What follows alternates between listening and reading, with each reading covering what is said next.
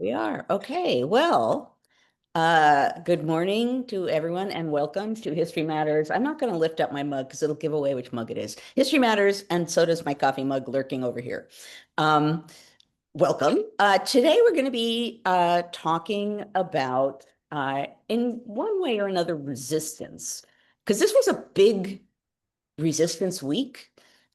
But before we talk about that, I turn to my wonderful partner in crime, Annie, who will explain the rules of the game. Good morning, everybody. I'm Annie Evans from New American History. Delighted as always to be here with everyone. If this is your first time joining us, this is our 280th episode. So you picked a great week to come. And please let us know in the chat. I will be here with you, engaging in the chat while Joanne talks for about 30 minutes. Then I'll come back and I will look for your questions down below in the Q&A. So if you have a question about today's topic, please add your questions in the Q&A. I'll be back in about 30 minutes. Yeah, thank you. And if you are here for the first time, please tell people in chat, and you will get a robust welcome from the History Matters community, which after all of those episodes is definitely a community. So please tell folks you're new here and you will be welcomed.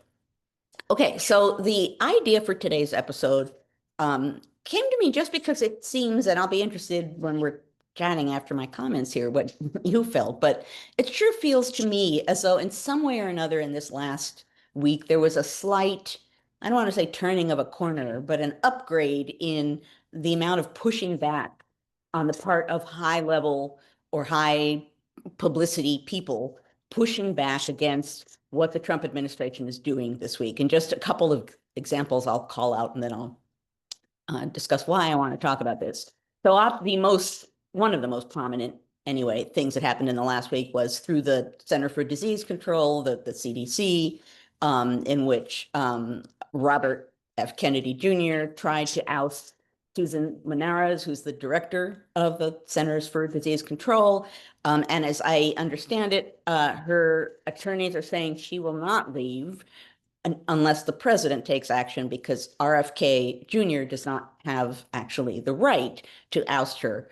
She serves as, under the president, not under him, but we'll see how that goes. But at any rate, she has attorneys, and that's now going to play out in a different way. There were a number of other prominent CDC high up folk who also resigned in the last week.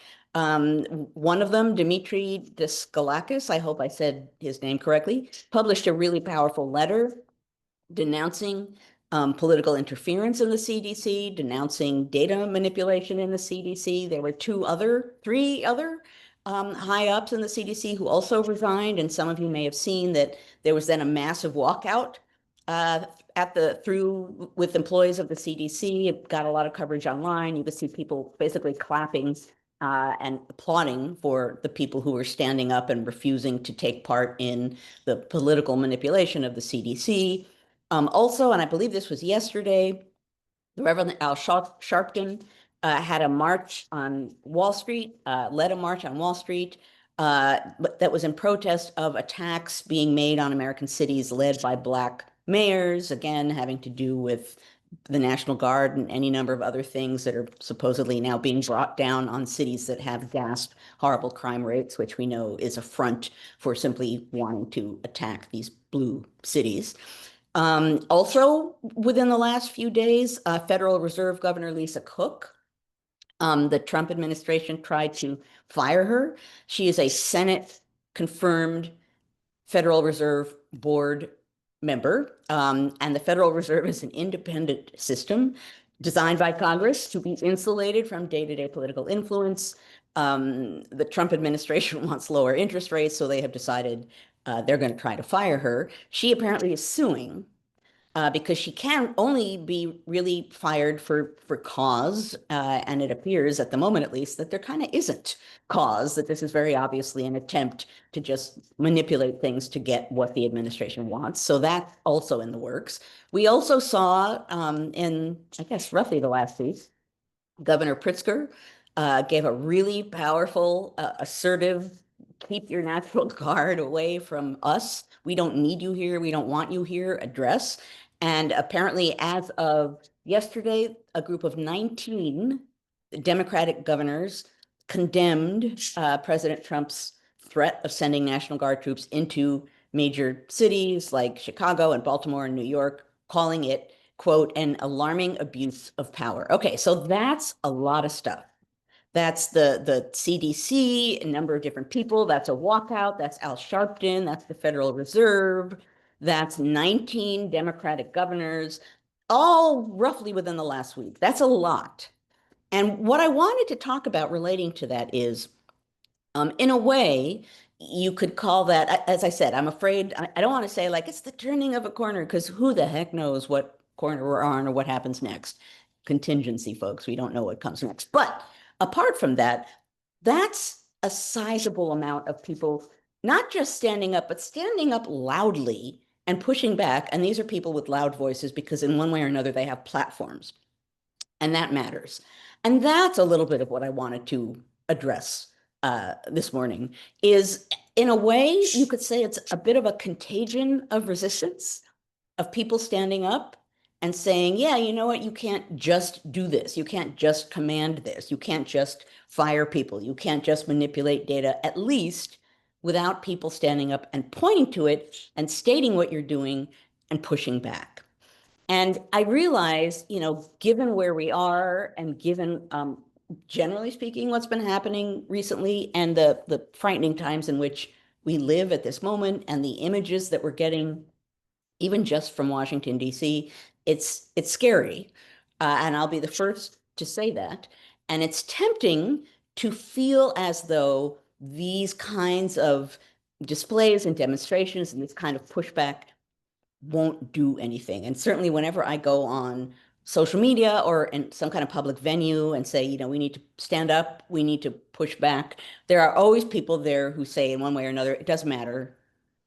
Like, it's not going to do anything.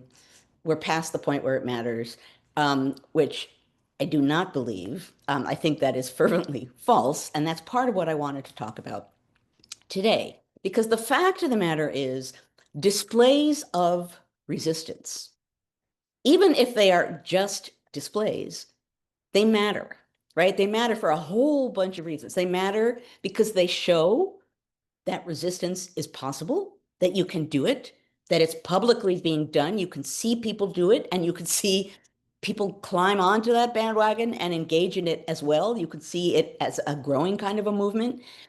That kind of resistance, if you are out there and feel similarly, it shows you that you are not alone in what you're feeling, in what you're thinking, in your sense that things are really awry, they're really bad at the moment, that things are moving in a horrible direction, but you are not alone in thinking that there are many, many, many other people who agree with you.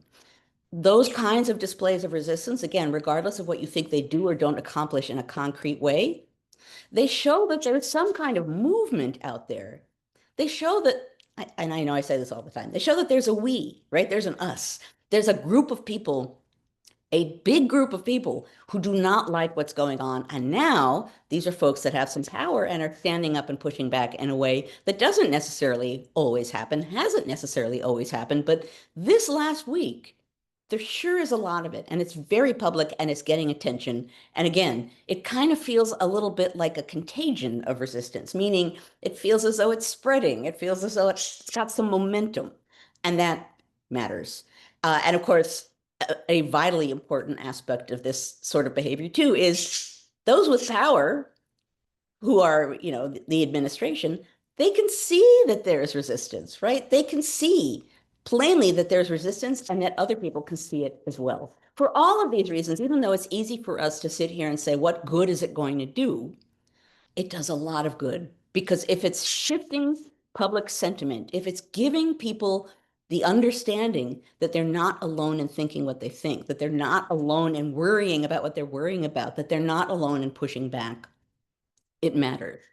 And I wanted to talk about a historical example of this, in a sense, things that also you could say didn't necessarily accomplish a lot, the acts of resistance, but that they did, because particularly if you're doing these acts of resistance in the face of what appears to be people that have real power, that takes courage And the simple fact that it happens matters. So I'm thinking, and I talked a little bit about this, I think my last conversation with Heather Cox Richardson talked a little bit about this. I talked about liberty polls, right? I was noticing that in Orlando and Florida, the Pulse shooting memorial in which they had rainbow crosswalks, and the rainbows were being painted over by officials, and then people were coming forward and repainting the rainbows, and then they were being painted over again, and then so it's kind of a, as far as I can tell, I didn't look it up this morning, but it's been a back and forth with people stepping forward and saying, yeah, no, we're going to have that memorial here, whether you like it or not, erase it. And the last sign I saw, I think, when I was following the story, was someone wrote in one of the crosswalks after it had been painted out, the rainbow, someone said something like, we have a lot of chalk and paint, meaning like it's not going to end. And that may seem trivial, that sort of thing, but it does make me think of liberty poles and the American Revolution and these displays that colonists had throughout the colonies. And they weren't, you could say that, okay, wow, so they put up a liberty pole in a town square in a public spot. What did that do? What did that accomplish? But the fact of the matter is, particularly in the face of power, having some kind of display that basically says, yeah, no, we're here. And this is what we think. And this is a sign of protest. This is a sign of resistance. This is a public statement. And yes, it's a pole, which perhaps has a banner on it, and perhaps has a liberty cap on top of it in some way or another. Like, yes, you could say it's, big deal, it's a pole, but it is a big deal. And the reason we know it's a big deal is because during the Revolution, when liberty poles went up, very often British soldiers took them down, right? They were statements of resistance. They were statements of authority, popular authority of one kind or another, and they meant enough that people took the time and effort to knock them down, at which, of course, they were put up again. Those kinds of statements, as easy as it is to argue, big deal, it's a pole, it does matter. Those are signs, public, obvious, and in the case of a tall pole, often they were ship masts, really public, big signs of resistance that matter. The simple fact that they're there and that people stand behind them and continue putting them back up, that shows the spirit of resistance. And certainly in the revolution, it did, right? People got that message. There's a reason why they became centers of attention. There's a reason why they were written about in newspapers. There's a reason why they became rallying places where when people had something they wanted to say about what was going on, often it was like the Liberty Pole was the area where people would gather and have something to say. You could, as much as you can argue, what did it do? It did a lot because it was a statement. It was a statement of protest, a statement of resistance, a statement of stick-to-itiveness, right? We're not going away. Try knocking it down again. We're going to come right back with it. That's important when you're in a moment where it feels as though sources of power and authority are leading things in a direction that you really fundamentally don't like and feel are dangerous. Any act of resistance, particularly a coordinated one, a consistent one, a persistent one, they matter. The simple fact that they're happening matters. And that happened again and again and again during the American Revolution. So the Liberty Poles were one example of that. Another example of a kind of protest that it certainly inflicted financial damage, but again, a controlled kind of protest. This morning, I found myself thinking about what came to be known as the Boston Tea Party. So the Boston Tea Party was, the destruction of cases of tea thrown into the harbor. And there was a huge, I see this little muscle appearing. I'm like totally taken in by the emojis floating around here. I'm sorry, I can't help it. That makes me an old, right? I'm like, ooh, it's an emoji. But as far as the Boston Tea Party goes, the point there was a significant financial loss and the destruction of all of that tea. So they were making a powerful statement, but it's important to realize that apart from the tea chests being broken and the tea being dumped into the harbor, the ships were not damaged. The point was not to inflict damage and run riot, right? The point of the Boston Tea Party was, yeah, so we don't like this act. We're going to protest against it. We're going to show you that we can protest against it. We're not interested in just being crazy and violent. We're not going to damage the ships. We're apparently, or at least from what I have read in the past, there was a small padlock on one of the ships that to the hole where the tea chests were that was damaged and was replaced the next day by the people who damaged it. They weren't interested in just doing damage. They were interested in making a statement. And that kind of statement had a power to it, right? I mean, had a financial power to the people who lost all of the tea. But above and beyond that, the fact that these people went and were ordered enough and orderly enough to make a political statement in a structured way, to make it clear that they had a specific point to make, and that it got a lot of attention. It got some really powerful pushback on the part of the British, who did not take that whole act kindly, as they shouldn't have, I suppose, as a reason why they got upset. But fine, they got upset and acted in came back with a reaction that was punitive. And then the colonies responded to that and said, oh, really? Like now they're going to do this, these coercive acts, these intolerable acts. They're going to respond to what we did by making things even worse. So my larger point here is that acts that seem as though they're just for show, or they're momentary, they're a one-time deal, they're just performative. I've heard a lot of people in the last week or two complaining about things that are just performative. Performative matters in the realm of political protest. Performative, when done well and when done powerfully, that's the way you get people's passions inflamed. That's the way you get movements stirred. That's the way you wake people up to the realization that there are many, many other people who feel that they want to protest, who don't like what's happening.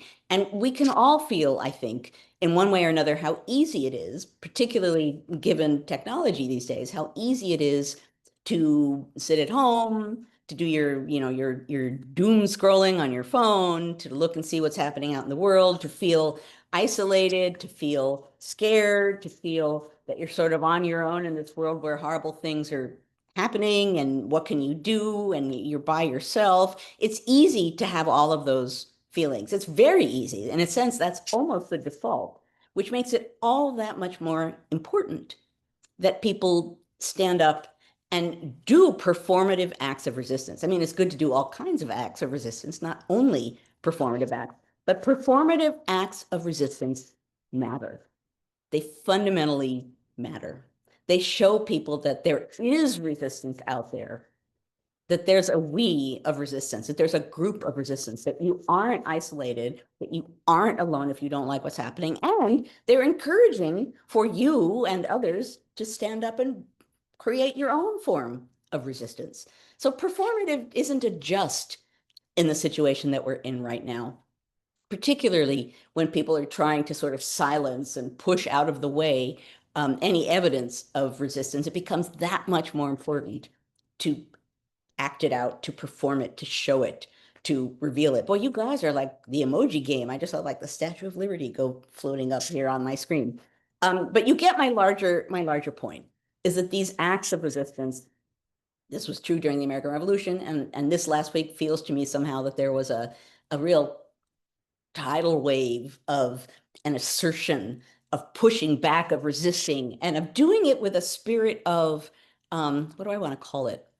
I don't want to say joyfulness, but I want to say energy, right? Energetic resistance is what we saw.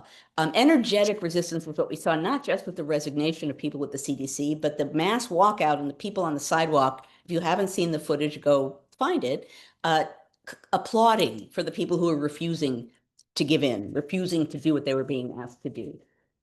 It just feels to me, and you can give me your sense of it when we, in a few minutes here, head into the question period, but it just feels to me that there was an energy shift this last week, and that matters because it's going to encourage more, and it's going to remind people and keep reminding people where there's nothing that's been absolutely decided and determined. We're headed in a direction that is scary, that is dangerous. There are things happening that I'm going to guess that most of us can't quite believe that those things are happening in this country right now. Some of the images that we've just been seeing alone from Washington are shocking. There's a lot going on right now that is seemingly off the charts authoritarian. It just is in our faces, and deliberately so. There's performative authoritarianism going on right now to a big degree. And a lot of that is performative because if you think about it, I've said this all week too, that if you're desperately trying to show how authoritarian you are and are trying to like pull together things so that you can look as though you have power, it shows that you don't really have it, right? There's been a lot of activity, not only with people pushing back and showing resistance, but with those who supposedly are in power, kind of revealing that they don't have as much power as they would like to have, and they certainly are trying to make it appear that they have more than they do. All of these things matter. So performativeness matters. Performativeness can create movements. Performativeness for what it reveals about what you do or don't have, and for how it can inspire and educate. For all of these reasons, people standing up as they have begun to in a what feels to me like a bigger way over this last week, that matters intensely. And that was certainly something that American revolutionaries understood. And they also understood that when they got pushback, when they stood up and got pushback for what they were doing, they understood that that had even more power. And I should note, there's a book by a historian named Shira Lurie, L-U-R-I-E, called The American Liberty Pole, Popular Politics and the Struggle for Democracy in the Early Republic. It's a whole book about this idea. Shira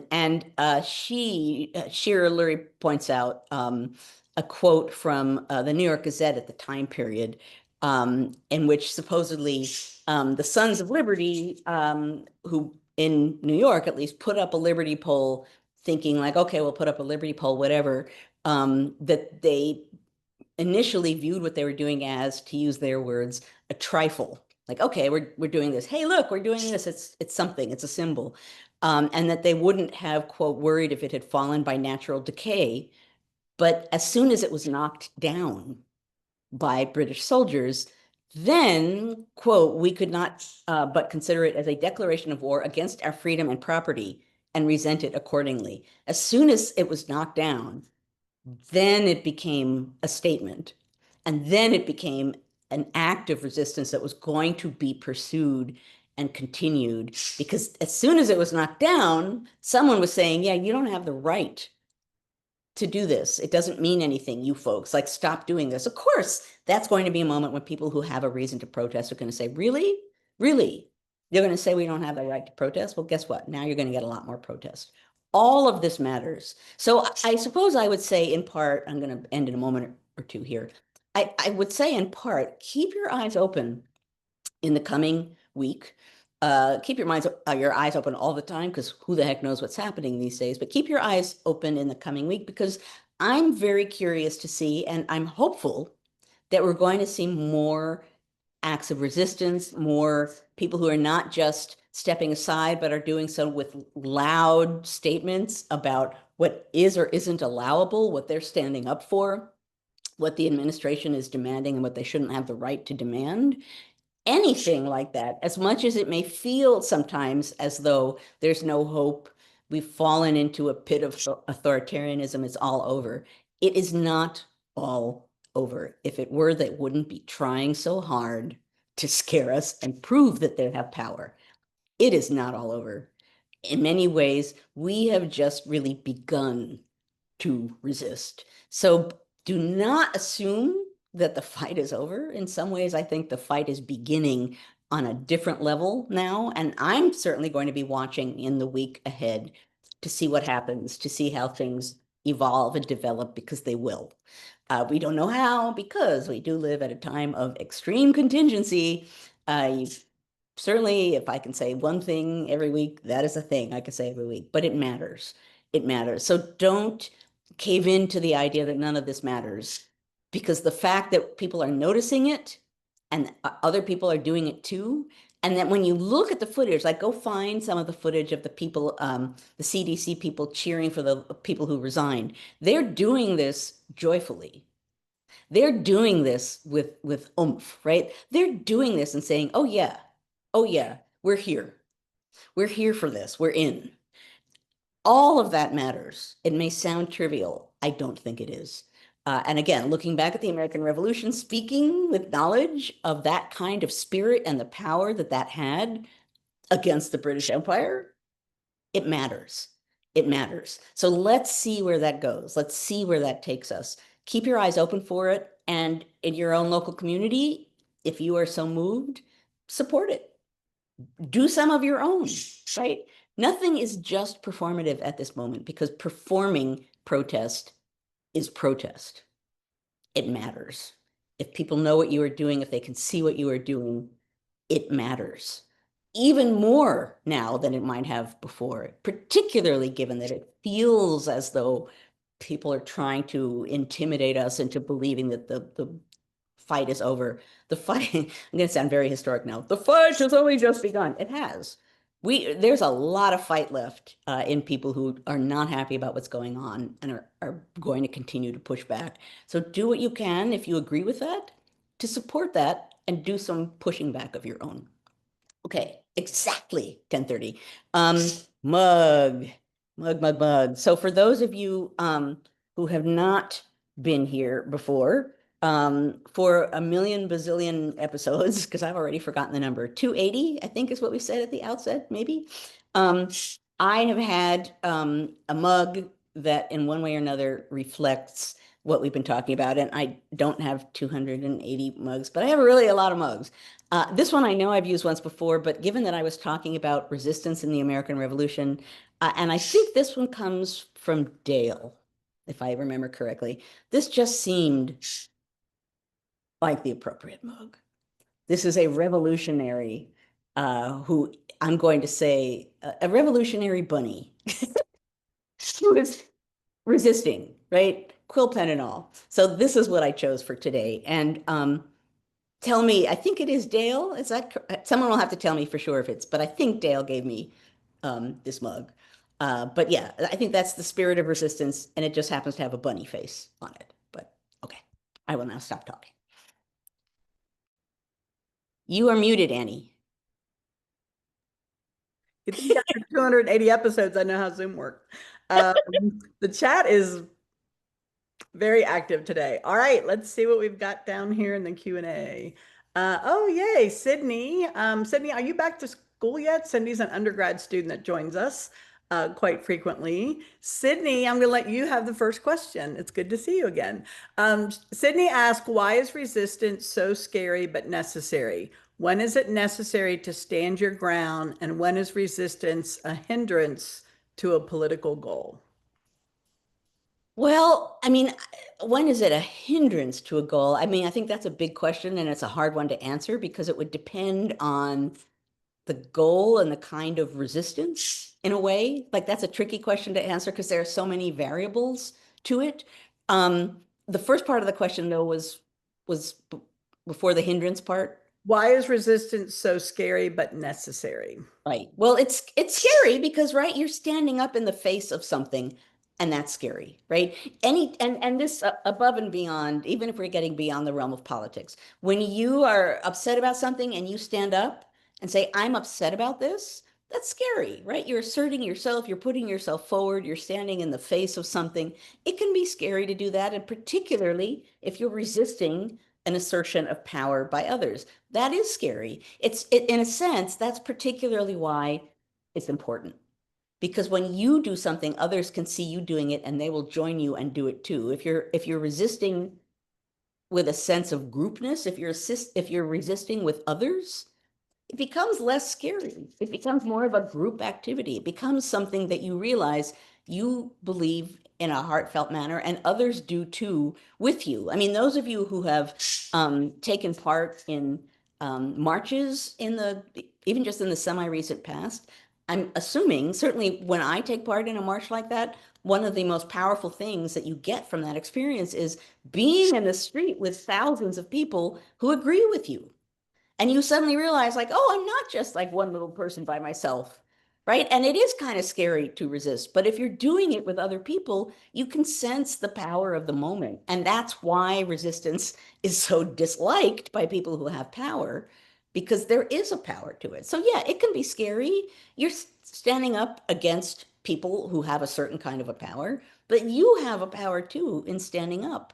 And in a democratic nation or in a country that should be democratic and have a democratic essence, that's your right to stand up and say your piece and say what you think and march for it, protest for it. That's your right. So even just in doing that, in and of itself, you're making a statement for democracy in the simple act of protest, in the simple act of resistance, in and of itself, however scary that might feel.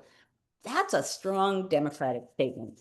And particularly at a time like now, it matters a lot. It matters more than you might realize. And if you're feeling nervous about it, that shows you the degree to which it matters. If you're worried about standing up and speaking out loudly, it shows that it's important to do so. Because if it weren't important, it wouldn't matter. You wouldn't be worried about doing it. If you're thinking, uh-oh, what does this mean? That means we're already in a place where we need loud voices to stand up and resist. Yeah. Good ones, Sydney, to get the ball rolling today. And Sydney said they don't have any class today, but she's going to campus for the history club meeting. Woo! Okay, we applaud. Go Sydney, go Sydney. Okay. Laura Niven has a good one here. She says, as these higher ups leave places like the CDC, are we not left with weaker institutions lacking good people that are needed to hold things together? How do we balance the significance of resistance versus the consequences to managing institutions such as the CDC? Which is a good question. And I've seen people online asking that same question, right? And people who are angry, like, why did they resign? Why didn't they stay?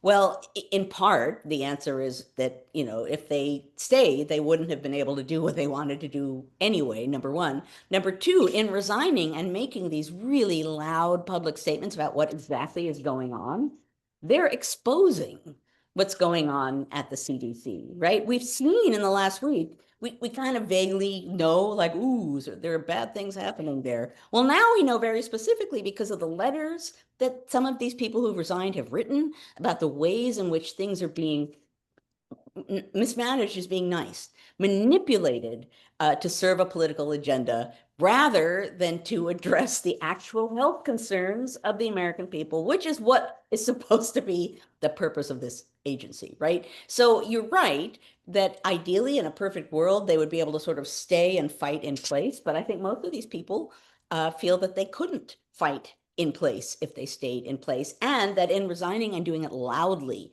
and publicly, and saying, yeah, okay, now it's not going to just be a matter of we don't like what's going on. We're going to get in the face of the public and go and find the letters, particularly, I don't want to get his name wrong and I close my notes. That really powerful letter, let's see if I can call it back up here, by, where is it? Dmitry Deskalakis. I apologize for getting that wrong. But at any rate, his letter, find that letter, really powerful Tim will about find what's going on. Pardon? I said Tim will find it. Tim will find it. It's powerful. And we would not know that with the power that we know it if he hadn't stood up and done what he'd done. So you're right. In the best of all worlds, people would stay in their jobs and be able to push back that way. But given that they probably can't, and given that the public needs to know what's going on in an open, direct way, in a powerful way, in an obvious way, that's some of what we've been seeing this last week. And I think there's real value in that. Yeah. All right. Our good buddy Daniel Abramovich is with us. Daniel asks, he says, happy my governor is trolling the MAGAs, but I'm wondering if it hasn't worked for others. Does it need to be tall, white, rich dude with great hair? I'm guessing Daniel lives in California. I mean, I don't know if anybody else has a tall, rich, white dude with great hair, but Newsom's got some good hair, I'm just saying. So if that's incorrect, Daniel, correct me in the chat. But he's asking, does it have to be someone that, basically looks camera ready for anybody to pay attention? So could a less attractive governor garner the same attention? Well, I think, well, the short answer I would say is yes. I don't think it has to be a good-looking white guy necessarily to get attention. I think it is true that the good-looking white guy with power and good hair is going to get a certain kind of attention for all of those reasons, and that's fine. I don't think that's the only kind of person, particularly right now, who's going to get that kind of attention. I want to also make a point related to this. There are a lot of people who are angry at Newsom for doing what he's doing because they see it as a bid for office, that he's running to be president. And I personally have strong feelings about that. If to me, if you are at the moment that we're at and you see him doing that and your response to that is, but I don't want to vote for him for president, I don't agree with his politics. We're not talking about voting for a president right now. We're talking about a huge authoritarian threat and ways to get under the skin of the people who are trying to silence people. And if he can do that effectively, wonderful. I may not agree with his politics. I may not like a lot of what personally he stands for. At this particular moment, that is not my top concern. So I totally understand why people are saying, I don't like this guy, and I don't like the fact that he's doing what he's doing. But to me, I encourage people to not get lost in horse race politicking right now. Yeah. It matters who's going to run for president. And certainly people in this moment are going to get or lose certain kinds of power or notoriety for what they're doing. But this is not, to me, this is not the moment to be worried about who's running for president, right? This is the moment for all of the reasons that I just talked about. This is the moment to see who is going to stand up in some way and push back and get attention for doing that. And if you don't like the person doing that, more power to you. Do not vote for that person. But at this particular moment, it's not about who's running for president. At this particular moment, it's about who's opposing an administration. And if you can do that, if you can fight back, if you can do it loudly, if you can do it powerfully, if you can do it effectively, and given that we haven't seen a lot of loud, powerful, effective pushback on the part of a good number of Democrats, I keep thinking about my most recent book, which, had Northerners kind of like, well, we represent the rules, the Southerners are behaving badly, they're defending slavery, but we represent the rules and the institutions. What can we do? And then you get in the mid 1850s, this new party, the Republican Party, in which people say, yeah, you know what, we're going to push back now. We're not, they literally say in the House and the Senate, we're a different kind of Northerner now. Like we've been elected by Northerners, we've been put here. We're not just going to like go along and get along. We're going to push back. Different kind of Northerner. We're put here to fight back. We're going to fight back. And it feels to me that this is the kind of moment that we're in right now, in which people are looking for people who are going to stand up and push back. And to me, part of what we've been watching this last week is a little bit of that kind of energy really coming forward. So I've been, of course, this is not surprising. I'm a historian who wrote a book about the lead up to the Civil War, but the idea that Americans, Northerners, began voting for more assertive, aggressive politicians, people to put in Congress because they knew that they would push back, that they would fight back. That's kind of the energy of the moment that we're in right now. And I think it makes perfect sense that we're seeing that kind of energy now. All right. Our good buddy Tim, who finds links faster than anybody I know, Tim says, do acts of resistance also come with the danger of creating a radicalized violent resistance or a counter resistance? Say it again to me. Do acts of resistance come with the danger of creating a radicalized violent resistance or counter resistance? Well, right. So we are at a moment in one way or another where the threat of violence is here, right, in one way or another. I don't think it does not feel valid to me, I suppose, to say we better not resist because things might become violent. That to me, there shouldn't be violence. We should do everything we can to not have violence. That is not the proper way to engage in this particular moment. But I don't think that it's any better or more useful to say, well, we better not resist just in case some violence happens. I think this is a moment in which we need to step forward with our best selves. And if we're pushing back, to push back in ways that make sense and are not simply pure acts of violence in and of themselves.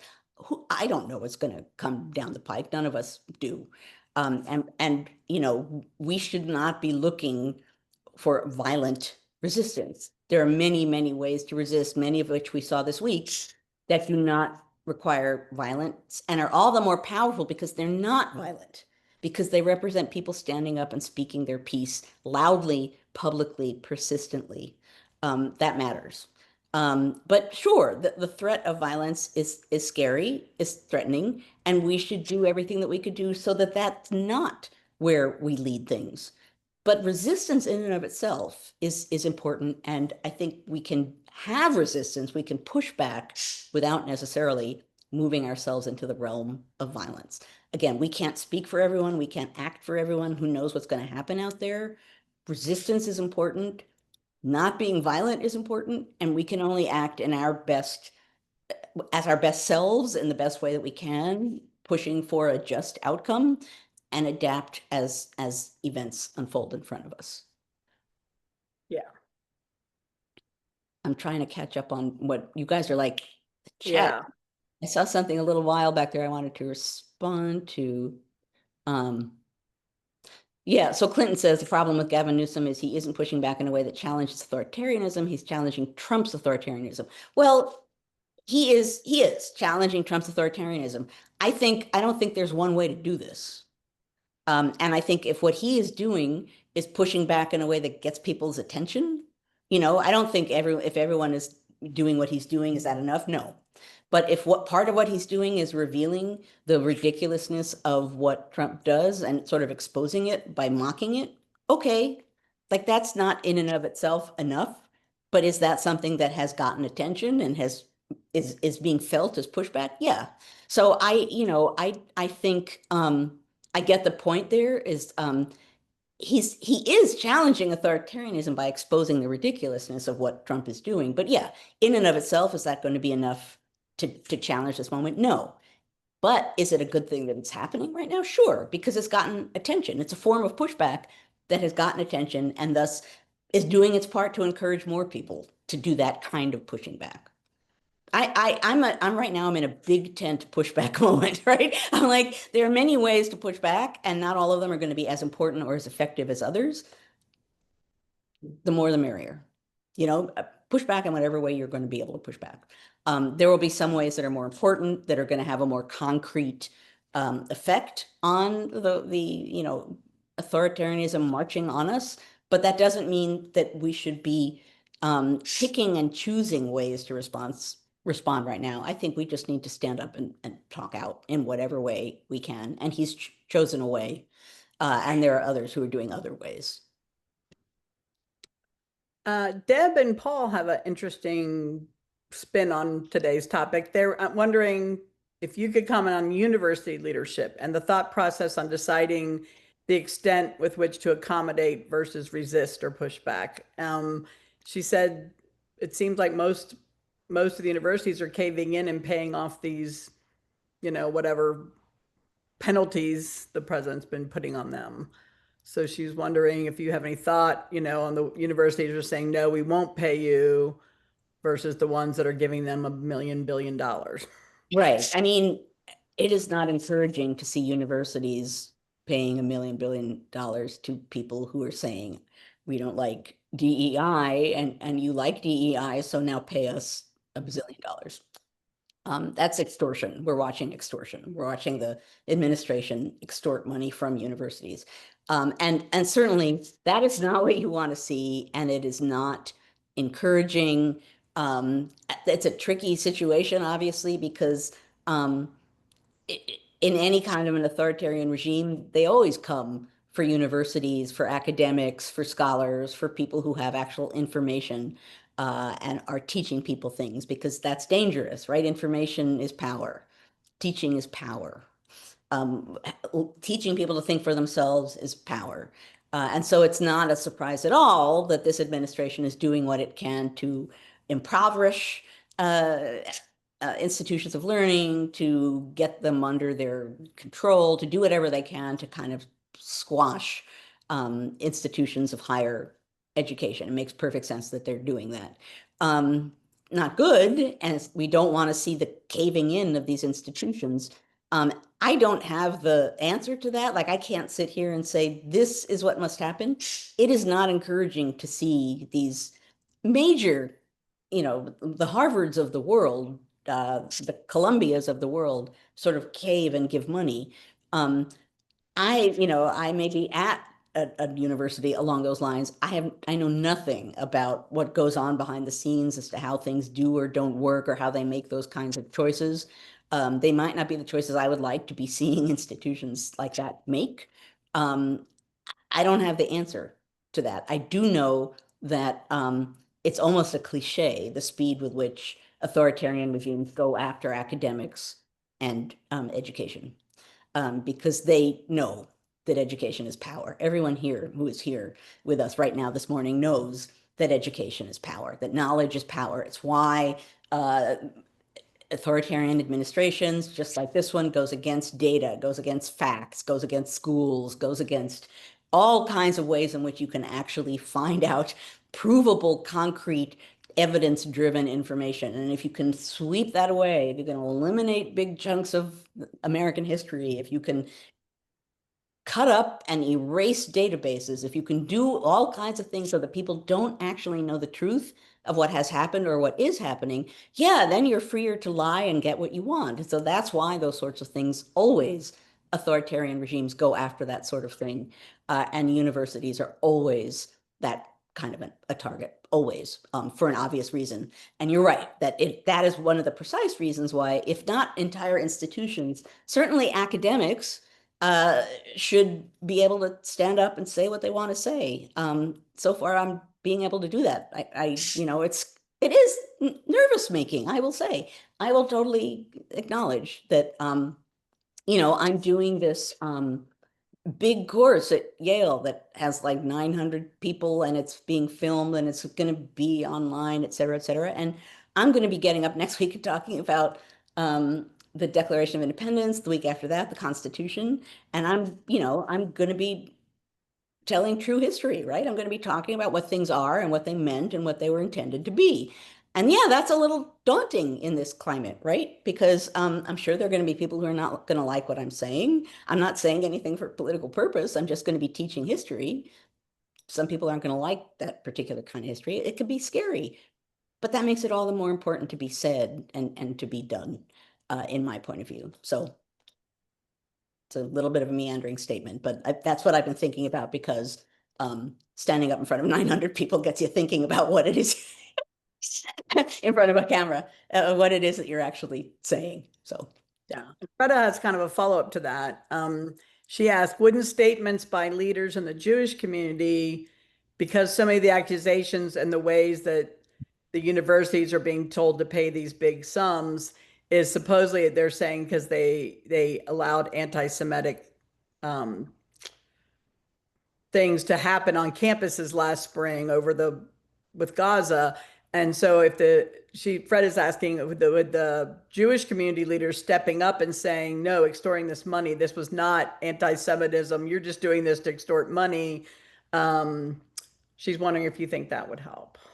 I think, and I say this as someone who's Jewish, that a lot of the claims that what's going on has to do with like punishing anti-Semitism, like it's just like, yeah, it's also about punishing crime, right? No, like these are just excuses and covers for people doing whatever the heck it is they want to do. And if they can say, oh no, we're being wonderful and fighting crime. Oh no, we're fighting anti-Semitism. This isn't to deny that there is anti-Semitism. Believe me, I've experienced a lot of it over the course of my life.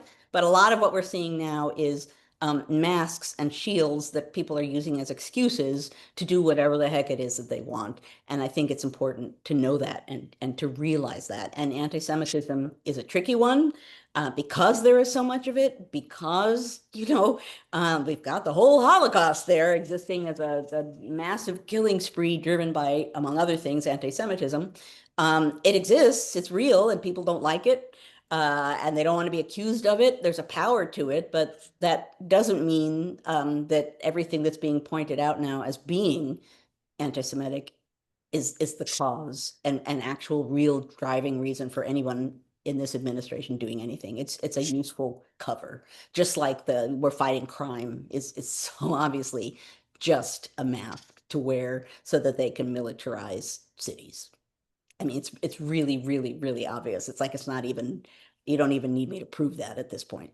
And in the chat, people pointed out now they're using them as garbage collectors because they fired all the National Park Service staff that usually maintain those areas.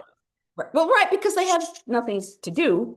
Yeah. Because there isn't a crime problem in the way that they're claiming there is. So yeah, I won't even go off on that because that will get me angry. But yeah, that's the same kind of thing. Yeah, we're fighting crime. Right. That's the point. Okay, Genji is going to hit a nerve here with me. Okay. And I believe, Genji, you're an educator, correct? I'm pretty sure based on this question that she and I want to, before you do that, I want to quote what Rabbi Beth here said. Anti-Semitism is real and it's convenient. And that's well put. Okay. Everything she says is so well put.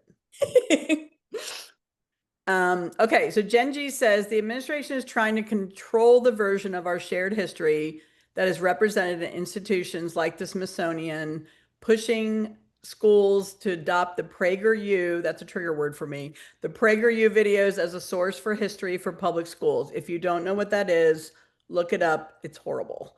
The Underground Railroad, women's suffrage, civil rights movements are powerful acts of resistance. How can we push back against the suppression of rewriting those inspiring acts of resistance? So I put a link in earlier, Joanne, to the series that David Blight's been editing in the New Republic. I don't know if you've been following that. Yeah. Yeah, and it'll if you don't like reading things online, they're going to put all 12 of the essays into a special print edition that goes on sale, I believe, Monday. So check it out. I put the link in. I'm going to put it in again. Well, if I can find it. Yep. Okay, I just put it in again. I think it's 12 or 13 essays. They were released 2 or 3 a day over the last couple of weeks. Except Sunday, for some reason, poor Dr. Ayers had to go all by himself. We decided it's because sometimes he sounds like a preacher and it was Sunday, but we don't know why. But everybody else got to have at least 2 or 3 buddies, so it wasn't just them being hung out there. But we thought that was kind of funny. But I've read all 13. I think there's 13. I've read all of them.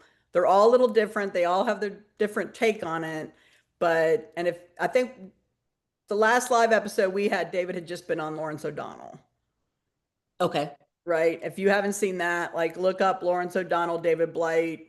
It was like 3 weeks ago. He was brilliant. So I can't wait to see this class you're teaching with him because I just love him anyway. If you guys don't know David Blight, he sticks up for teachers, Gen G. So that's another reason to really love him. Oh, she says she's not an educator, just a concerned citizen. The community has been incredible and she can't thank us enough for what we do. Thank you. Yay. But the question there was asking about, what can we do with this education piece with them forcing these inaccurate, whitewashy historical materials? Like, what is the resistance there? Against those, I know. Well, right. I mean, resistance, we here are Exactly. along those lines, and we should be encouraging all kinds of resistance. Those of us here who are educators or who are supporting educators, is some of that resistance. Yeah. And exposing and exposing is the right word, the ridiculousness of some of this nonsense that's going to be pushed forward, like the Prager videos. Doing what you can to show how ridiculous those things are, using evidence, proof, actual facts. That'll be a good thing to do. But yeah, that's yet another level of this, which is erasing factual things that people don't like that they existed, and so they're going to pretend that they never did. And my belief is always you can try to erase history. Yep. Still there. Well, that was the point of those essays. And we had a little good news we got to release this week about Dr. Ayers going to be a fellow at Monticello. So that gives us a year where we can push out all the real history we want and have a pretty big audience, which we're pretty tickled about. So we just have to keep finding those little pockets, what you do with Heather, what we do here, what Ed does, what David Blight does, what Heather does. I mean, we just have to keep reminding and re-educating the public. What I keep hearing is angry parents coming in and talking to my teacher friends, and Carolee can back me up and any of the other teachers. And the parents will say, well, that's not the way I learned it. And what we've been gently telling people is, you're right. That is not the way you learned it. And that was by intention. And that is what those PragerU videos were created to do. They're trying to have the whole next generation of kids not learn it, the way they want to go back to learning it the way you and your grandparents learned it, instead of the way we've been pushing the last 10 or 15 years, which is open, honest, inclusive. Right. And that's what they're scared of. So we can't let the PragerU become the curriculum, for gosh sakes. No, no. And ultimately it won't. It just, the question is how how will we push back so that we can sink it as quickly as it can be? Your course being free and open to everybody. Grandmas can watch it, parents can watch it, kids can watch it. I hope they'll watch it together. Yeah. Elected officials could watch it. I think they should be required to watch it because they obviously don't know what they're voting on. It's true. It's true. So, okay, so how are we doing questions? Because we are just right now at. We have some people put some things in that aren't really questions, so I was going to hang on to those. Okay. More like comments, but we do have a couple more if you want to try. We have one from Dave, who's with us almost every week. Dave Urey says, when a president pardons the J6 felons, what would framers say about that? Is there something along the lines of corrupt pardons that could be challenged in court when presidential pardons, for example, with Maxwell getting moved to a nicer, cushier, like when there's blatant corruption, what is the Constitution? Are there any ways we can use the Constitution to fight back? I think is what he's asking. Right. Well, one of the many issues that we're grappling with right now is there is, on the one hand, what the Constitution says or what it intends or demands, and then people being willing to enforce what's supposed to be enforced. And I a million years ago, I feel like I've been saying some of the things I've been saying for like 1,000 years, although it hasn't been 1,000 years, feels it like it has. And when I suppose Trump term number 1 was when I began saying, any kind of democratic government of any kind relies on many things, but 3 of the essential ones are free and fair elections, the rule of law, and accountability, people in power being accountable for what they do, for what they say. And, we're in a moment of not much accountability, or at least in the past, recent past, there hasn't been a lot of accountability. And that includes, the January 6th people who tried to overthrow an election violently being pardoned or being given, burial with honors or whatever other ridiculous things are now going on right now. Those are statements, right? That's a form of, I don't want to call it resistance, because what are they resisting? Truth, facts, but those are, public statements about what, is good versus bad. If you're going to say that people who violently tried to overturn an election are wonderful people who deserve honor, you're saying something about yourself, that's for sure. And you're saying it in such a way that everybody else knows exactly what you're saying about yourself. So, congratulations for exposing your values in that way. It's hard to say something about that because it's not as though we can stop this administration from saying or doing the things it wants to certainly things it wants to say. It's saying what it wants, promoting what it wants. But I guess to get back to what we've been talking about throughout this episode, It makes speaking back, pushing back, talking out, being loud, all the more important. The more outrageous and the louder that they get in pushing lies for political purpose, it becomes that much more important for people, educators and others, to step forward and speak with facts and truth. Yeah. All right. Thank you, Dave. That was a good one. Do you want to try? Yeah, I think the rest of these are more comments. So this is a good place to segue. Okay. Okay. So then let me explain, folks, let me move this out of the way. What's going to happen next? My screen is like out of control. Okay. There we go. So what we're going to move on to next is the after party. What that means, oh, no, we already had mug. Someone just said mug. We already had the mug. Mug. Yeah, have a mug. We had mug. We're going to go to the after party. What that means is that we will no longer be recording so that we can be even freer and easier with whatever the heck it is we want to talk about. If you beamed in through the National Council for History Education website, just stay right where you are. And thank you, people reminding me in the comments, poof, you will be in the after party. If you are watching us on Facebook, you need to leave Facebook and go to ncheteach.org/conversations. That's ncheteach.org/conversations. And then you too will poof be in the after party. Who the heck knows what we'll talk about in the after party. In the meantime, I want to thank you as ever, folks, for being here on a Friday morning and engaging in the conversation of democracy, asking questions, evaluating things, trying to figure out the who's and whys, which are so important right now for us all to be doing, but to be doing them as a group, that much better. I want to thank NCHE. I want to thank Claire Avocado Zabo. I want to thank Annie. I want to thank Jessica. I want to thank John for making this possible week after week. Everybody, oh, and yet Rosie is very ready for the after party. Obviously, she's feeling much better this week. And really, thank you guys for being here. And we'll see you again next week. Who the heck knows what we'll be talking about then, but it's not as though there won't be options. We know this for sure. At any rate, thank you guys for being here. And we will see you in a week if you're not sticking around. And if you are sticking around, we can start the after party.